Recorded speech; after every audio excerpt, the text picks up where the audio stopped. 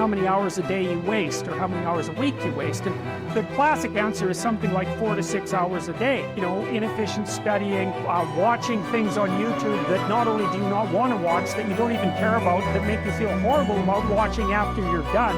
And so if your life isn't everything it could be, you would ask yourself, well, what would happen if you just stopped wasting the opportunities that are in front of you? I should lose weight. I should work out. I should work harder.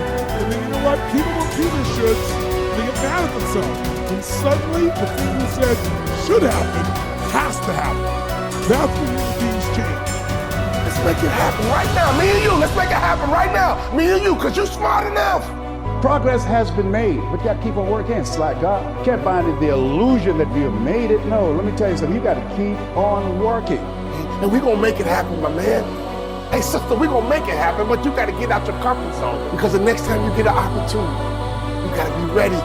Because we're turning dreams into reality. Just start working at it just a little bit, but do find out what your work is and hold on to it and don't let your dream go. Don't let it go. Unless you've made some major mistakes in life, you haven't started living yet. So a lot of people, if you've never made any major blunders, made some major mistakes, lost some serious money, taken some serious risks, you haven't started living yet. Going through life quietly, tiptoeing safely to an early grave? No, no, no, no. You got to take some chances. You want to bring some adventure to your life. This is the time to stop and decide what direction you want to go in. One of the best things you can do in your life is to change. Maybe on the page of your story right now, you see nothing but failure. When we read your story, what do you want us to see? That you was another failure? What do you want us to read when we read your story? That you quit? What do you want us to read when we read your story? That you gave up? That you threw in the towel? But here is what we're going to do. We're getting ready to turn the page, because when you turn the page, you get ready to write a new story. Now is the time where you're going to begin to open up your mouth and declare that I'm going to build a legacy. Waste no more time arguing what a good man should be. Instead, be one and leave a lasting legacy for the next generation. This legacy should not be measured in material wealth, but rather in the strength of character and faith that you pass on.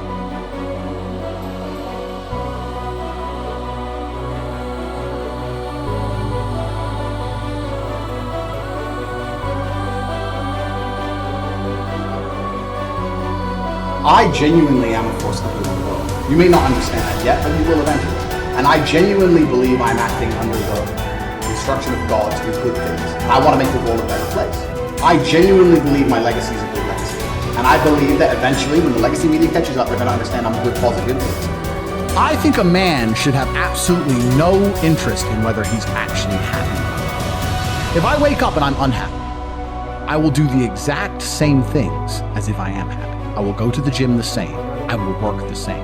How I feel has no impact on how I live my life. I don't think happiness as an index is a healthy view for a man to have on life success. If you're waking up and going, oh, am I happy, am I not? You're looking at life wrong.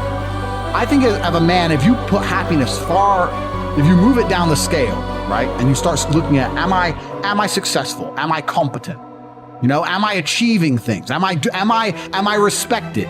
If you start to look at these indicators of your life, you're going to end up being happier without actually analyzing if you're happy or not. But we talk about weak men.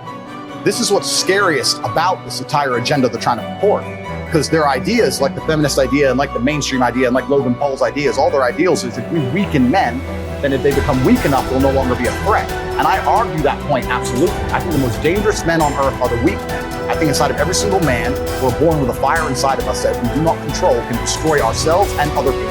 And if you look at men who have no emotional control, because that's what they're trying to teach us to have. They're saying, listen, you're a man, you're allowed to just cry all the time and have no emotional control, no stoicism, just react to your emotions. Do you know what happens when you tell men to just react to their emotions? Anger.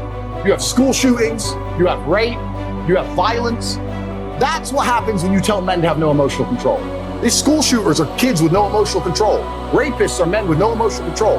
Violence and the bullshit you see on the street are men with no emotional control. Telling men to not be stoic is going to create a breed of violent young men who have no emotional control, can't control their emotions, and act out on them.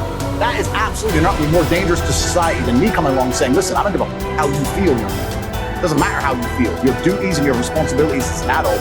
You must comply and act a certain way regardless of how you feel. That is better for society as a whole, especially as I'm only teaching the tenets of, listen, go to the gym anyway. Doesn't matter. Don't feel like it. Go anyway. Listen, your girlfriend left you. Your heart's broken. You're not allowed to stalk her. She doesn't want you. Get the over it. What I'm saying is good for the world. They're saying, no, act out your emotions. Cool, you're creating stalkers, rapists, and school shooters. These people are fucking dangerous. Knowing yourself is the beginning of all wisdom. Simplify your life. Don't waste the years struggling for things that are unimportant. Don't burden yourself with possessions. Keep your needs and wants simple and enjoy what you have. Don't destroy your peace of mind by looking back, worrying about the past. Live in the present. Simplify. Our life is what our thoughts make it. Do every act of your life as if it were your last. In a word, your life is short. You must make the most of the present with the aid of reason and justice, since it is possible that you may be quitting life this very moment. Govern every act and thought accordingly. Adapt yourself to the life you have been given and truly love the people with whom destiny has surrounded you. If you accomplish something good with hard work, the labor passes quickly, but the good endures. If you do something shameful in pursuit of pleasure, the pleasure passes quickly, but the shame endures. A musician must make music, an artist must paint, a poet must write, if he is to be ultimately at peace with himself. What a man can be, he must be.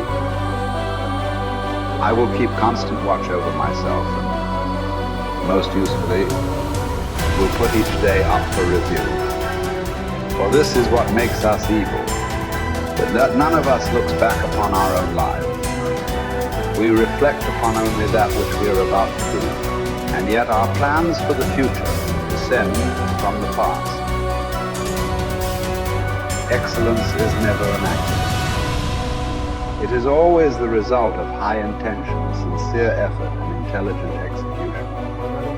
It represents the wise choice of many alternatives. Choice, not chance, determines your destiny. All human beings seek the happy life, but many confuse the means. For example, wealth and status, with that life itself. This misguided focus on the means to a good life makes people get further from the happy life. The really worthwhile things are the virtuous activities that make up the happy life, not the external means that may seem to produce it. Mark how fleeting and paltry is the estate of man. Yesterday in embryo, tomorrow a mummy or ashes. So for the hair's breadth of time assigned to thee, live rationally and part with life cheerfully, as drops the ripe olive extolling the season that bore it, and the tree that matured. Spend your brief moment according to nature's law, and serenely greet the journey's end as an olive falls, when it is ripe, blessing the branch that bare it, and giving thanks to the tree that gave it life.